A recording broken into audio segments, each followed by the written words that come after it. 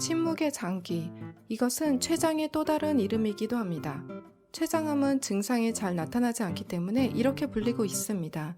그리고 생존율이 가장 낮은 암을 알고 계시나요? 그것이 바로 췌장암입니다. 현장에 있는 의사도 초기에 발견하기 매우 어렵기 때문에 슬픈 일을 겪는 경우가 많은 암입니다. 이번에는 췌장암에 의해 일어나는 증상이나 현대의학에서 알고 있는 것, 일상적으로 할 수 있는 예방 대책에 대해 자세히 말씀드리겠습니다. 암 예방을 위해 미연에 할 수 있는 일은 최대한 실천할 수 있도록 이번 이야기는 꼭 기억해 두셨으면 합니다. 안녕하세요.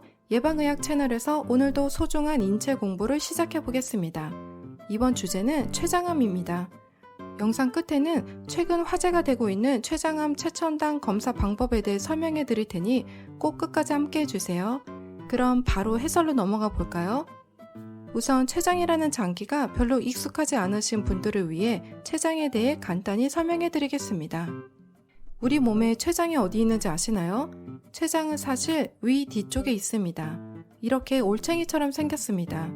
그리고 위나 간 같은 많은 장기들은 복막이라는 막으로 덮여 있는데 췌장은 그 복막에는 덮여 있지 않고 막 밖에 등 쪽에 존재하고 있습니다. 복막 뒤쪽에 있는 장기이기 때문에 췌장을 후복막 장기라고 부르기도 합니다. 이 구조가 나중에 소개할 췌장암의 증상과도 관련이 있기 때문에 꼭 기억해 두시기 바랍니다. 그리고 췌장의 주요 역할에는 두 가지가 있습니다. 첫 번째는 음식을 소화하는 효소를 분비하는 것입니다.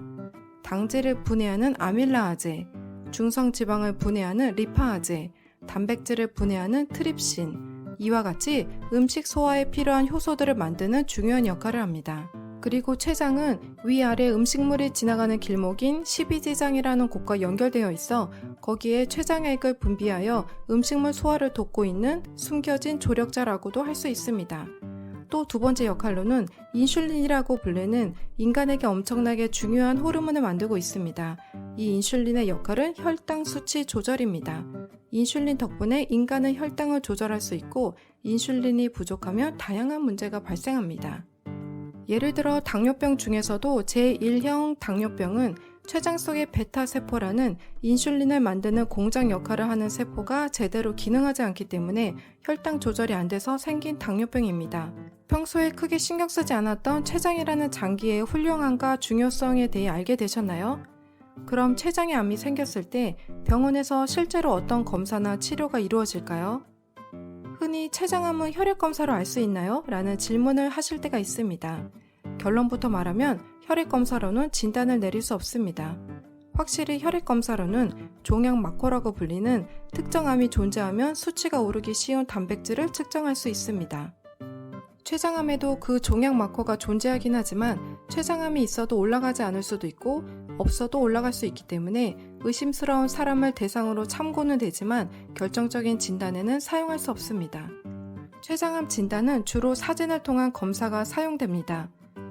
초음파를 배해대는 검사나 조영제를 사용하여 CT를 촬영함으로써 췌장의 올챙이 머리 부분에 생긴 종양을 발견할 수도 있습니다. 이 종양이 췌장 안에 췌장관을 막히게 해서 관이 확장될 수 있고 관의 확장이 암의 발견으로 이어질 수 있는 것입니다. 또한 췌장은 십이지장과 연결되어 있기 때문에 위 내시경을 사용해서 내시경 끝을 십이지장까지 도달하게 하고 거기에서 췌장 쪽으로 가는 관을 꼬아 세포를 빼와서 양성인지 약성인지 진단하는 방법도 있습니다. 췌장암은 초기 단계에서 발견된다면 수술을 통해 치료할 수 있습니다. 다만 췌장은 아까 설명드린 것처럼 십이지장과 연결이 되어 있거나 상당히 복잡하게 얽혀 있어서 췌장만 쏙 빼낼 수 없고 췌장 주위의 십이지장이나 위아래 부분의 절제도 어쩔 수 없이 행해야 하는 경우가 있습니다. 예를 들면 췌장 올챙이 머리 부분, 췌두부라고 부르는데 여기에 생긴 암에 대한 수술을 췌두부 십이지장 절제술, 줄여서 PD 수술이라고 말하기도 합니다. 이 PD 수술은 시간이 상당히 긴 시간이 걸리기에 외과 의사에게나 환자에게나 체력을 필요로 하는 수술이 되는 경우가 많습니다. 또한 전이가 있으면 다른 암과 마찬가지로 방사선을 사용한 치료나 항암제를 이용한 치료를 실시하게 됩니다.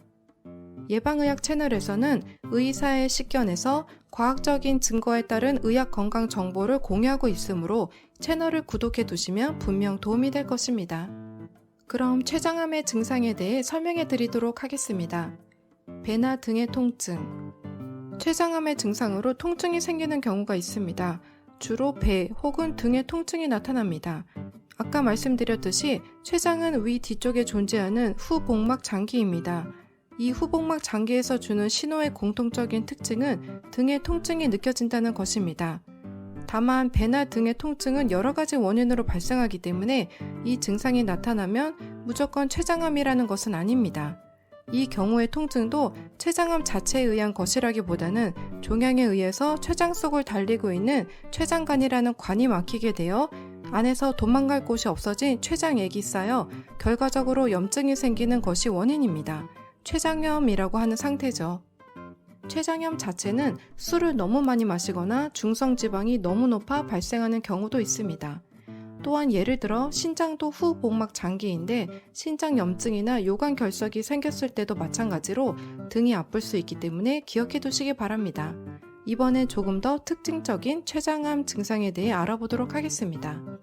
다음으로 소개해 드릴 것은 황달입니다. 황달이란 말은 어렵지만 의미 자체는 간단합니다. 바로 외모가 노랗게 변하는 것입니다. 단순하게 피부가 누런색으로 되어 있는 경우는 췌장암일 가능성이 있습니다. 이 황달은 담즙이라는 액체가 원인이기 때문이죠.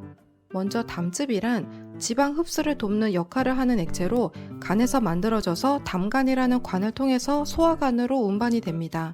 이 운반 통로인 담간은 사실 췌장과 간통에서 이어져 있기 때문에 췌장에 암이 생기면 이 담간을 압박하게 되어 담즙이 역류해버리는 구조입니다. 담즙이 역류해서 전신을 돌고 이 담즙의 작용에 의해 피부 등이 노랗게 되어 버리는 것입니다. 심한 경우 가려움증을 동반하는 경우도 있습니다. 이건 담즙에 붙어있는 빌리루빈이라는 성분이 원인입니다. 다만 선탠을 한 사람이나 원래 피부가 노란색인 사람 등 피부색은 개인차가 있기 때문에 알기 어려운 경우가 있습니다. 그럴 때 체크했으면 하는 포인트가 3가지 있습니다. 첫 번째, 먼저 눈을 체크해 보세요. 눈은 대부분의 사람들이 하얗기 때문에 여러분들이 확인하기 쉽고 피부가 노랗게 변하기 전에 눈 쪽에 먼저 황달이 생기는 경우가 많습니다. 확인 방법으로는 거울을 보며 아래 눈꺼풀을 당겼을 때 눈에 노란색이 도는 경우에는 황달일 가능성이 있습니다. 한번 체크해 보세요. 그리고 이와 함께 체크해 보셨으면 하는 2가지가 바로 소변과 대변입니다. 원래 담즙은 대부분 십이지장을 나온 다음 장을 지나 대변을 통해 몸 밖으로 나오게 됩니다. 그런데 췌장암 때문에 지나가는 길이 막혀서 역류한 담즙은 전신으로 돌게 되고 마지막에는 신장에 도달하게 됩니다. 그러니까 원래 변으로 배출되는 담즙이 소변으로 배출되어 버리는 것입니다. 이런 경우엔 어떤 현상이 일어날까요? 소변은 담즙에 붙어있는 빌리루빈의 영향으로 색이 짙어지고 반대로 대변에서는 담즙이 빠져버려 연한 갈색이 아니라 흰색에 가까운 색이 됩니다. 췌장에서의 이상이 돌고 돌아서 소변이나 대변으로 나타나는 것입니다. 눈과 함께 가끔씩 소변이나 대변 색깔에도 신경을 쓰도록 합시다. 황달 자체의 원인은 췌장암 이외에도 있지만 그중 어느 하나 방치해도 되는 것은 없기 때문에 몸에 이상이 의심가는 경우는 병원에서 진찰을 받도록 합시다. 여담이지만 귤을 너무 많이 먹어도 손발이 노랗게 변하는 경우가 있는데 이 경우는 황달과 아무런 관계가 없기 때문에 안심하셔도 됩니다.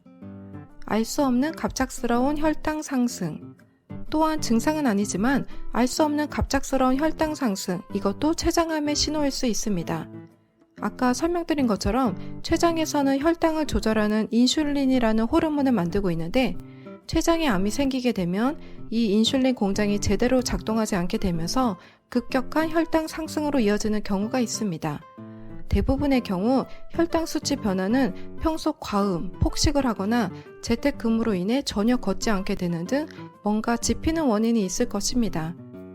하지만 짐작가는 원인이 전혀 없는데도 건강진단 등에서 혈당치나 혈당치의 지표가 되는 HbA1c 수치가 짧은 기간 동안 급격히 상승한 경우에는 주의해야 합니다.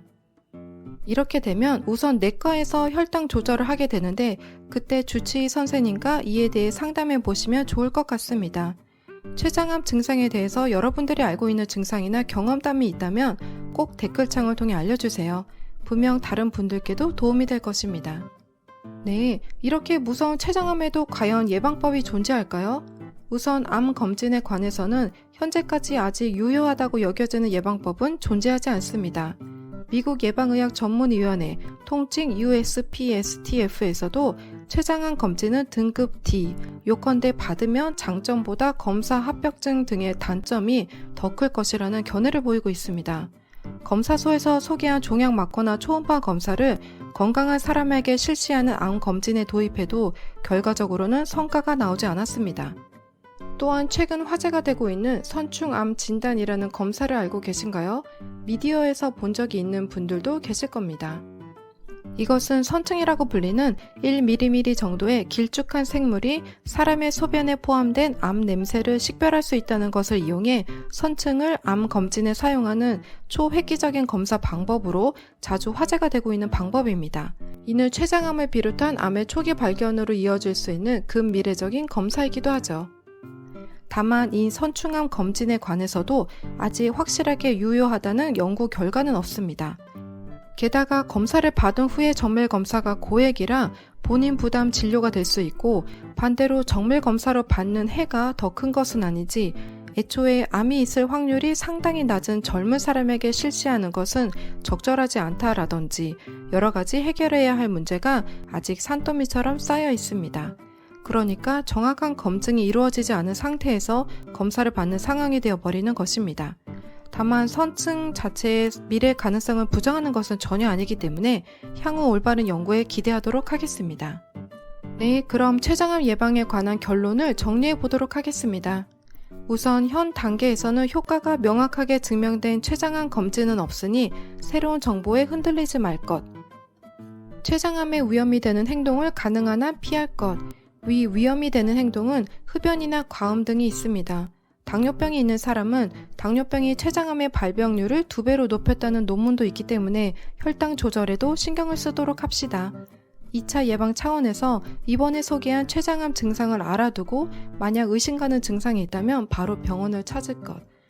이번에는 이 3가지 포인트를 꼭 기억해 주세요. 또한 일반적인 암의 공통적인 증상에 관한 동영상도 함께 보시면 암에 대한 이해가 깊어질 것입니다. 저희 영상에 대해서 좋아요와 싫어요 관계없이 자유롭게 평가해 주시면 앞으로의 더 나은 영상 제작을 위한 참고가 되오니 꼭 평가 부탁드립니다. 그럼 다음 영상으로 다시 찾아뵙겠습니다.